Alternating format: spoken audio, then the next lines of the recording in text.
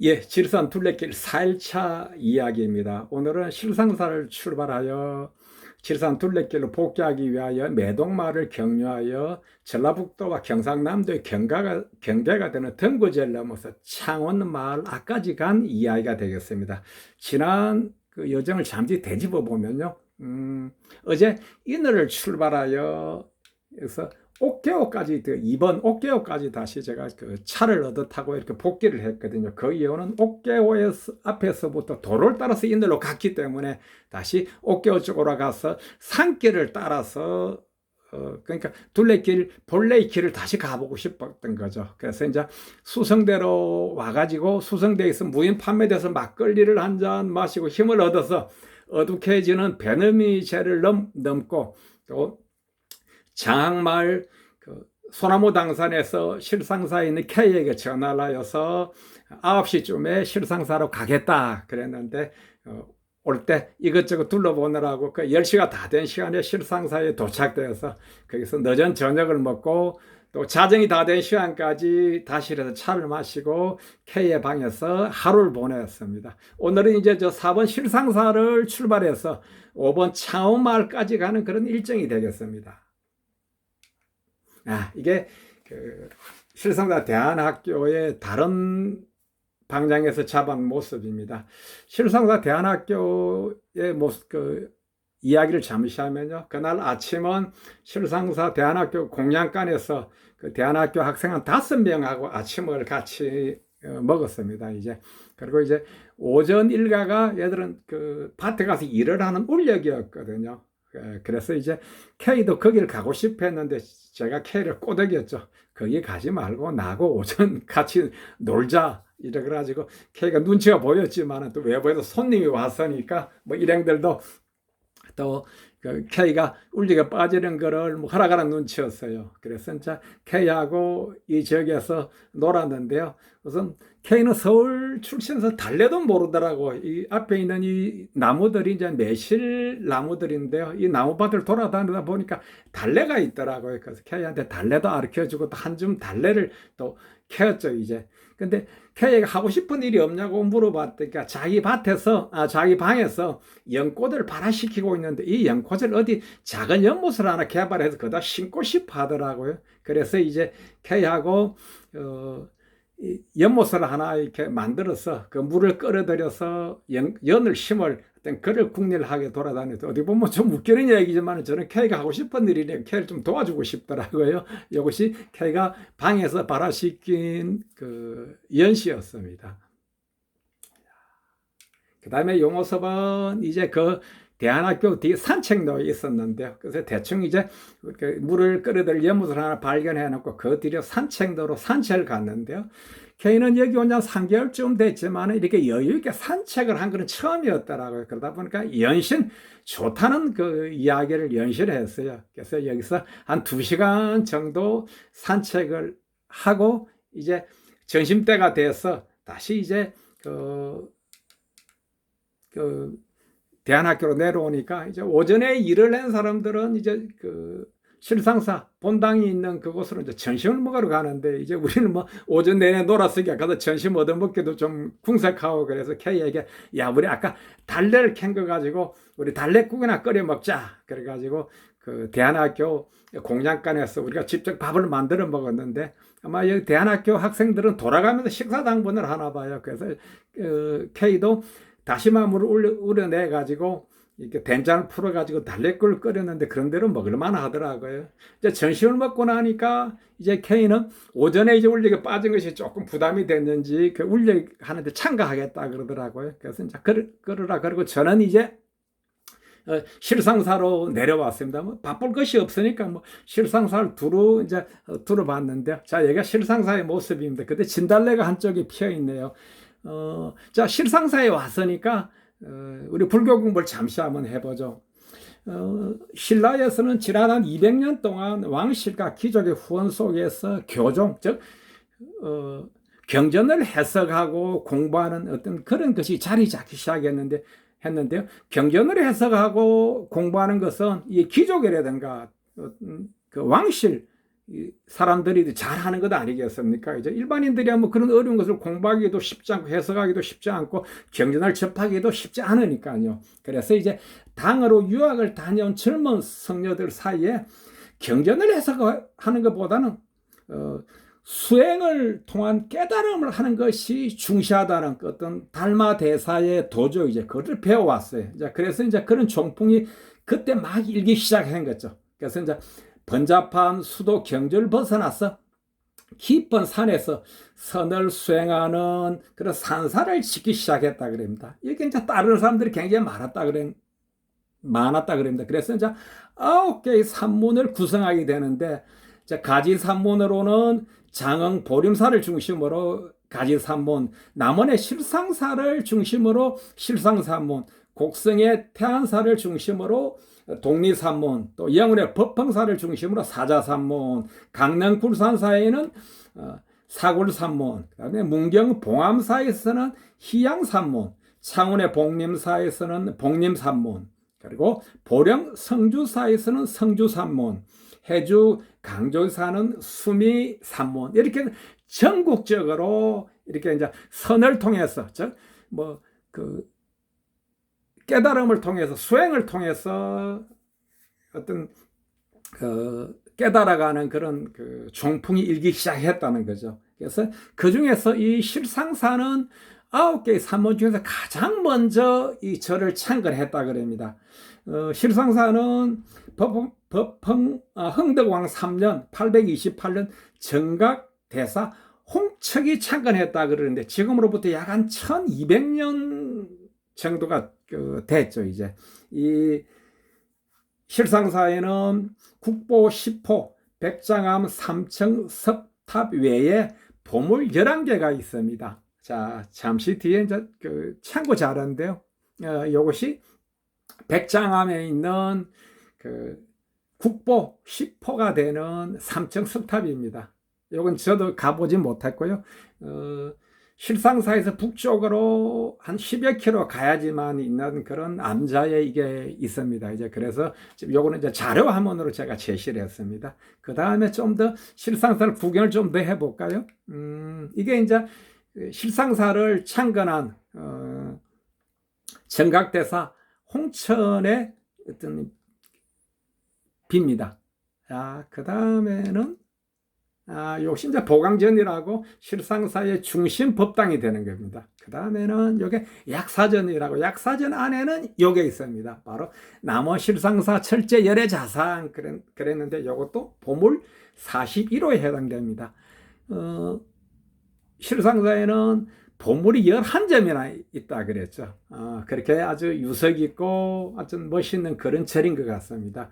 뭐 우리 절에 있는 이 보물이라든가 국보를 그냥 종교적인 개념이 아니고 오래된 하나의 예술품으로 본다 그러면은 종교랑 상관없이 편안하게 이 유물들을 감상할 수 있을 것 같습니다. 요거는 이제 실상사에 있는 설치 미술이에요. 이렇게 기와편을 이렇게 해가지고 탑을 만들어 놓은 거죠.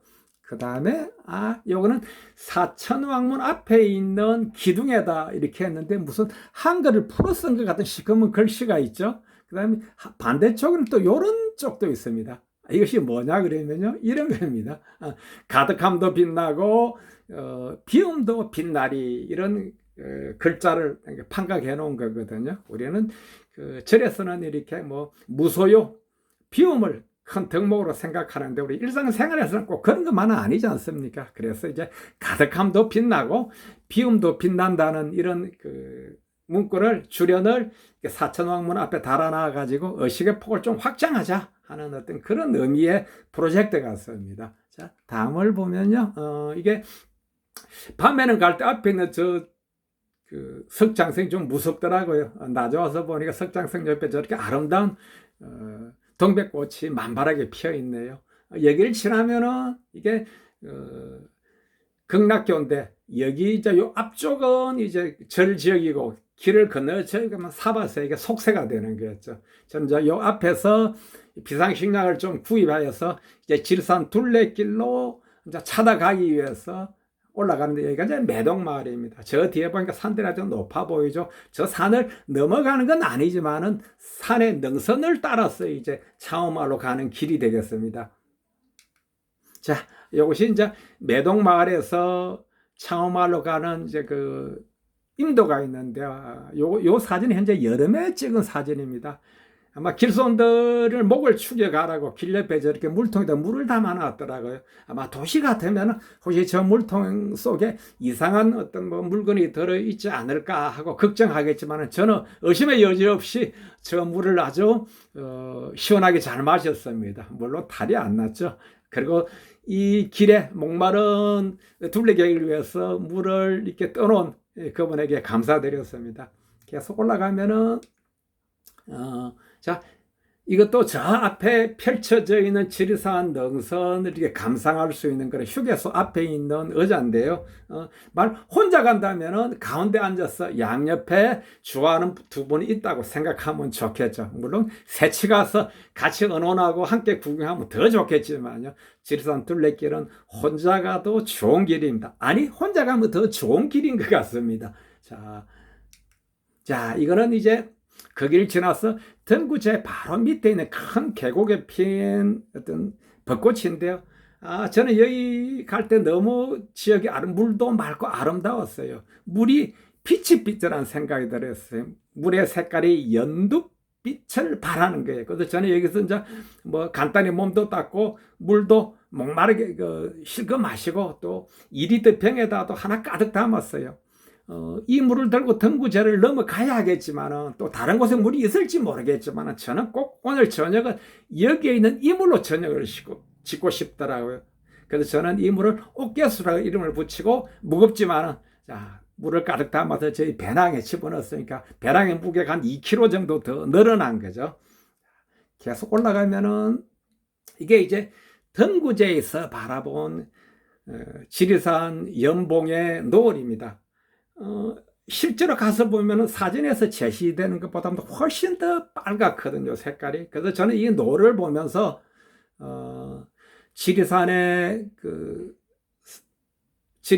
삶을 마감한 또 피를 뿌린 수많은 사람들의 핏빛이 저 노을에 들어있어 가지고 저 노을이 더 붉지 않을까 하는 그런 생각이 들었습니다. 실제로 여러분이 등구제에 가서 저 지리산 능선에 펼쳐져 있는 노을을 보면 저 색깔보다 훨씬 더 짙게 아름답게 황홀하게 슬프게 보일 거예요.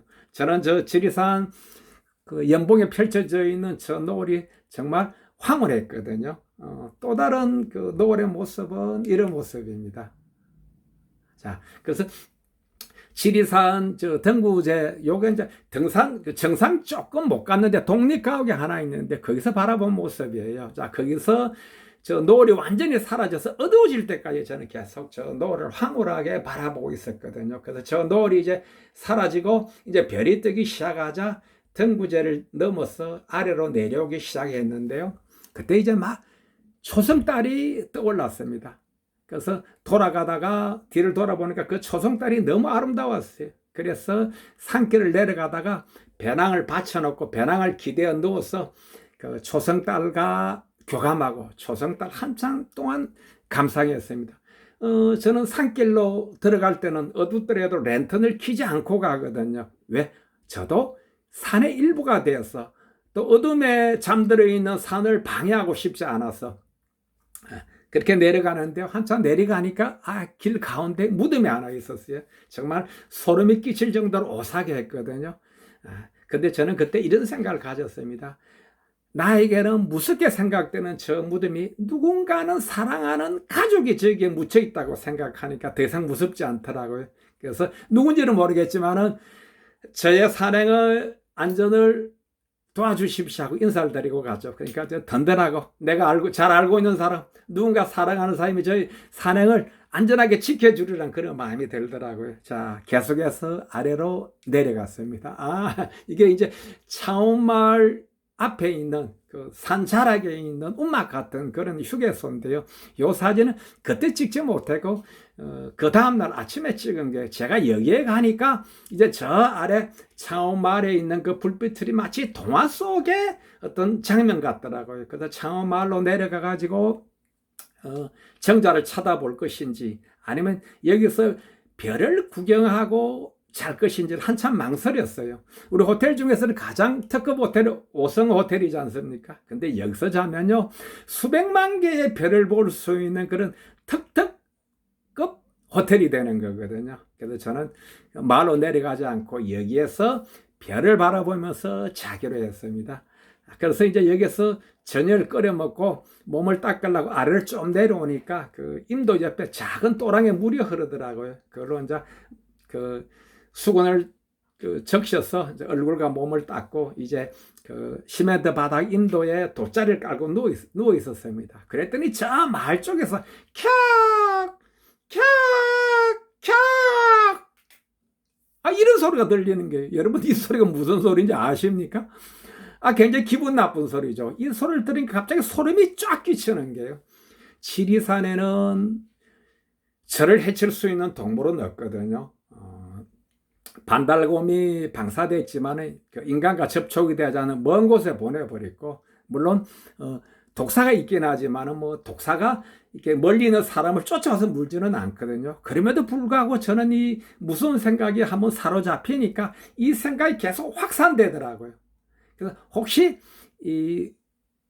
그 임도에 따뜻하게 데워진 이 임도에 따뜻한 걸 좋아하는 뱀이 또 나올지도 모른다는 이런 뭐 엉뚱한 생각까지 상상까지 되니까 도저히 더 이상 누워 있을 수가 없더라고요. 그래서 이 텐트로 한급하게 복귀했던 그런 거였습니다. 자, 지금 캬캬가니 울음소리가 무슨 울음소리냐 그러면요, 다음날 창원마을을 지나가면서 물어보니까 그게 고라니가 짝질 때 그 상대를 부르는 소리라 그러더라고요. 야, 진짜 사랑 노름에 제가 쫄았다니 정말 웃기는 거죠. 우리 집에서 키우는 고양이도 짝짓기 할 때 보면 굉장히 듣기 싫은 이렇게 소리를 내지 않습니까? 그런 것처럼 고라니도 정말 무시무시한 소리를 냈거든요. 아마 자기네끼리는 이 소리가 뭐 예쁜 소리고 아름다운 소리겠지만 제가 듣기는 정말 무섭고 소름 끼치는 그런 소리였습니다. 자, 그래서 여기에서 자 하룻밤을 보냈는데, 자 요거는 이제 봄의 모습입니다. 그 다음에 여름에는 여기서는 어떻게 되겠습니까? 또 제가 여름에 자전거를 타고 여기서 또 하루 더 묵었죠. 그리고 또 겨울에는 어떻게 될까요? 앞에 고드름이 드름드름 이렇게 매달려 있죠. 겨울에도 제가 여기에서 하루를 묵었습니다. 저한테는 정말 수백만 개의 별을 바라볼 수 있는 특급 그런 텐트 자리였죠. 자, 그리고 이제 내일은 지리산 둘레길 이제 5일차가 되겠네. 5일차는 지금 텐트를 친 이 창원마을을 떠나서 당산나무는 앞에 이게 배경이 된 저게 당산나무다. 당산나무를 지나서 산촌 생태마을을 경유하여 금계마을까지 가는 그런 일정이 되겠습니다. 오늘 이 영상을 끝까지 시청해 주셔서 감사하고요. 여러분, 내일 또 뵙겠습니다. 내일이 될지 언제 될지 모르겠지만 다음 영상, 즉 지리산 둘레길 5일차에도 여러분과 인연을 계속 이어갈 수 있기를 바랍니다. 감사합니다.